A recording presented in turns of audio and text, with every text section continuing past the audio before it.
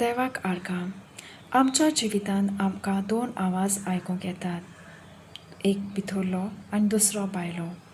भायलो आवाज जो आसता तो संवसारीक आवाज आनी भितरलो आवाज आमचे लागीं सगळ्या वेळार उलयता.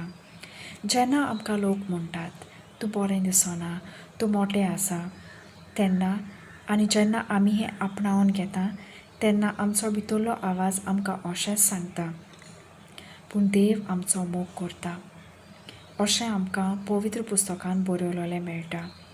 हाका लागून आमकां देवाच्या उतराची चड गरज. जेन्ना आमी देवाचें उतर आपणायता तेन्ना आमचो भितरलो आवाज आमकां अशें म्हणटलो, तुका देवान सुंदर रचला, तुजो देव मोग करता.